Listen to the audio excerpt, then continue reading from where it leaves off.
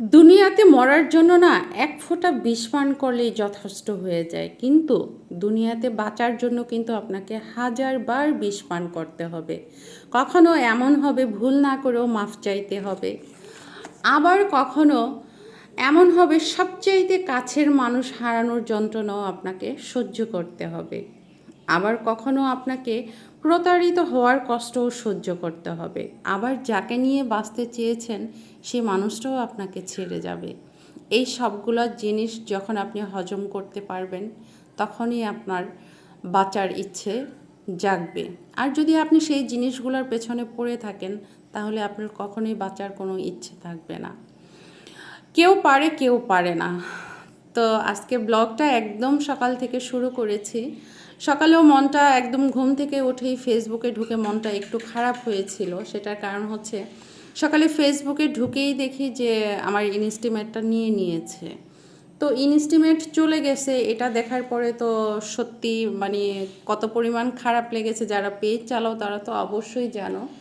তারপরে কিছুটা সময় আরও অনেকের পোস্ট দেখে আবার একটু আশ্বস্ত হলাম যে আসলে যা হয় সেটা ভালোর জন্যই হয়। এটা নিয়ে নেওয়ার কারণ হচ্ছে যে আমরা যারা ইনস্টিমেট আগে পেয়েছিলাম সবাই তো এখন কন্টেন্ট পাবো, তো এই জন্য ইনস্টিমেট চলে গিয়েছে, আবার নতুন রূপে আমরা কন্টেন্ট পাবো।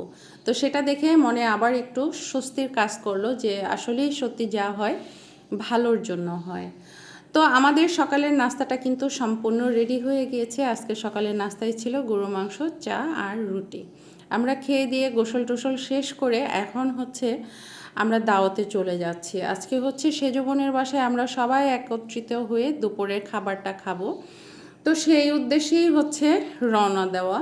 তো আর আমাদের এমনটাই হয় যখন যে বাসায় আমরা যাই, চারজনই একসাথে হই, চারজনের ছেলে মেয়ে সবাই মিলে অন্যরকম একটা মজা হয়।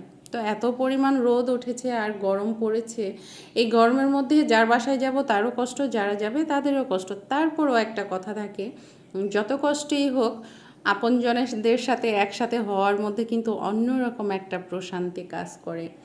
আসলে আমাদের ভাই নাই, আমরা চারটা বোন। এই চারটা বোন আমরা এমনভাবে আমাদের আসলে মানে আমার কাছে মনে হয় কি যে ভালোবাসার, ভালো সম্পর্কের কোনো কিছুতে কোনো কমতি নেই, কারো প্রতি কারো কোনো অভিযোগ নেই। সবার প্রতি সবার একটা মানে শ্রদ্ধা, ভালোবাসা, সব কিছু। তো যাই হোক, সবাই আমাদেরকে দোয়া করবা আমরা যেন সবাই এই চারটা বোন আমরা যেন সবাই মিলেমিশে এইভাবে আমাদের জীবনটা শেষ করতে পারি। তো আলহামদুলিল্লাহ আমরা কিন্তু পৌঁছে গিয়েছি।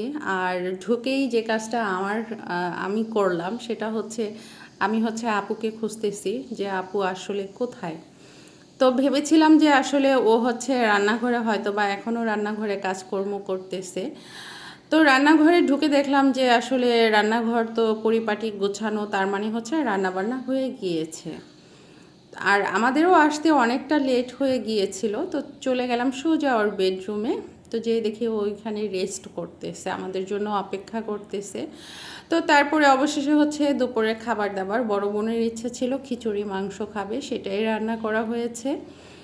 আর আসলে প্রচলিত নিয়ম অনুসারে যেটা হয় যে ছেলেদেরই আসলে সবসময় খাবার দেওয়াটা আমরা পছন্দ করি। তো ছেলেরাই বসেছে, আর ওদের খাওয়া হয়ে গেলে ইনশাল্লাহ আমরাও বসে যাব। খাবার দাবার শেষ করে অনেকটা সময় রেস্ট করে গল্প সল্প করে তারপরে হচ্ছে আবার নাস্তা পানি খেয়ে তারপরে হচ্ছে আমরা বাসায় আসব।